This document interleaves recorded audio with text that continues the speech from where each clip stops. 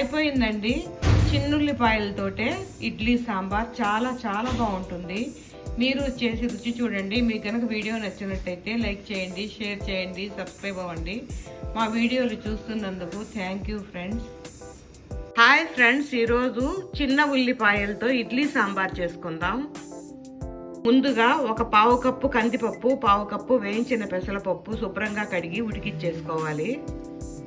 కొద్దిగా పసుపు పొడి, 2 పచ్చిమిర్చి వేసి మెత్తగా ఉడికిచ్చేసుకోవాలి. పప్పు ఉడికేలోపు కడాయి పెట్టుకొని కొద్దిగా ఆయిల్ వేసి పోపు గింజలు, పావు కిలో చిన్నుల్లిపాయలు,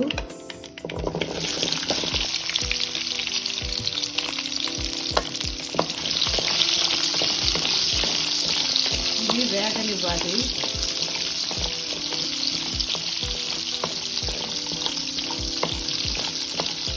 ఉల్లిపాయలు మగ్గాయి.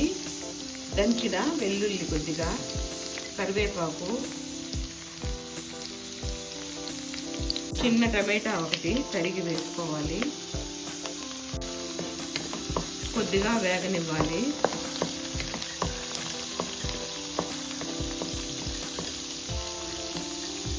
కారపొడి 1 స్పూను, పసుపు పొడి కొద్దిగా, ధనియా పొడి 1 స్పూను, సాంబార్ పొడి 2 స్పూన్లు, సాల్ట్ వేసేసుకోవాలి.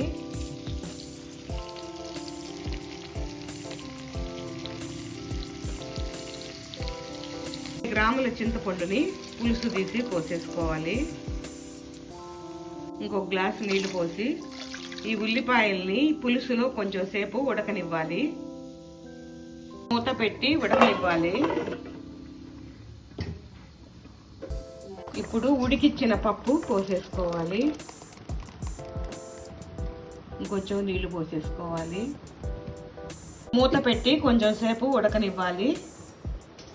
సాంబార్ ఉడికిపోయింది. ఇప్పుడు ఇంగు కొద్దిగా వేసేసుకోవాలి. అయిపోయిందండి ఉల్లిపాయ సాంబారు. పైన కొద్దిగా పోపు వేసేసుకోవాలి.